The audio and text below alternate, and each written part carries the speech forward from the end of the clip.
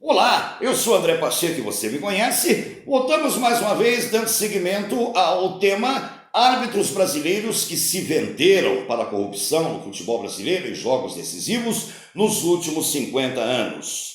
Nós vamos agora para a oitava etapa, ou seja, para sermos mais exatos, para o oitavo episódio deste tema, recordando agora um jogo decisivo da antepenúltima rodada do Campeonato Brasileiro do ano de 2005 entre o Corinthians e o Internacional de Porto Alegre, quando o árbitro mineiro Márcio Rezende de Freitas, ninguém se esqueceu do que ele aprontou com o Santos contra o Botafogo 10 anos antes, em 95, no Pacaembu, no mesmo local, no mesmo palco, Pacaembu, numa tarde com 40 mil pessoas, uma tarde de céu azul, de muito sol, muito bonita, Corinthians e Internacional empataram em 1-1.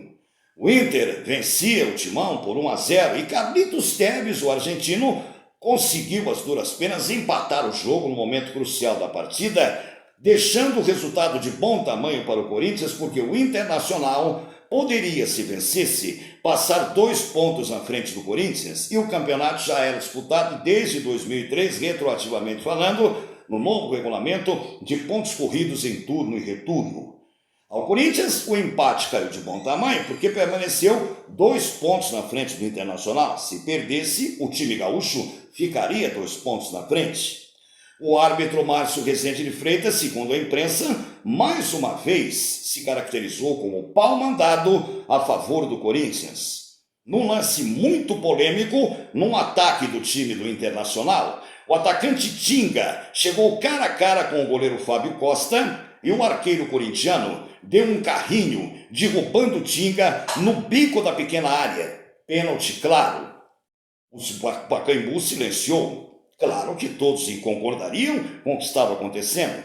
Até o cego daria o pênalti. Mas Márcio Rezende de Freitas, mal intencionado, mais uma vez como se fosse um formador de quadrilha, simplesmente passou a mão no cartão vermelho e expulsou o Tinga, além de não dar o pênalti, expulsou o Tinga e depois que acabou o jogo, ele disse à imprensa que tinha interpretado como se Tinga tivesse simulado a penalidade na tentativa, com a nítida intenção de jogar todo o público presente no Pacaembu contra ele. E por essa razão, ele deu o cartão vermelho e expulsou o Tinga. Todo mundo viu que foi pênalti claro. O goleiro Fábio Costa deu um carrinho para matar a jogada no bico da pequena área, porque já estava sendo fintado pelo Tinga. E evidentemente que poderia tomar o gol. As chances de conversão de gol eram de 100%, o gol ficaria escancarado e com ângulo favorável para o arremate do atacante Tinga. O time inteiro do Inter foi para cima de Márcio Rezende de Freitas, mas de nada adiantou. No final, o empate em 1-1 manteve o Corinthians 2 pontos na frente do Internacional. E nas 2 rodadas seguintes, que já terminaria o campeonato, o Corinthians conseguiu então ficar 1 ponto apenas na frente do Internacional e sagrou-se campeão brasileiro, até então tetracampeão brasileiro do ano de 2005.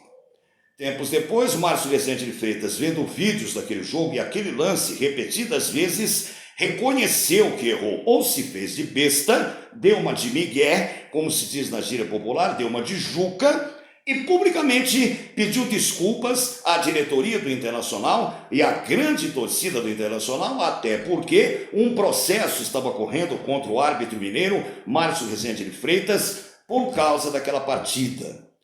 Márcio Rezende de Freitas também, para quem não sabe, aquela era a sua última partida como árbitro profissional.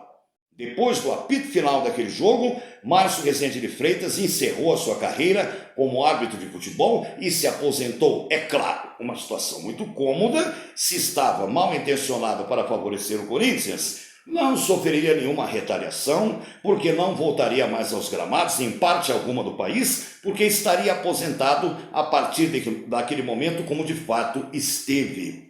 O pedido público de desculpas à diretoria do Inter e aos torcedores do Inter foi encarado como um pedido de um cara de pau. O Corinthians acabou sendo campeão e o Inter terminou em 2º lugar na classificação geral.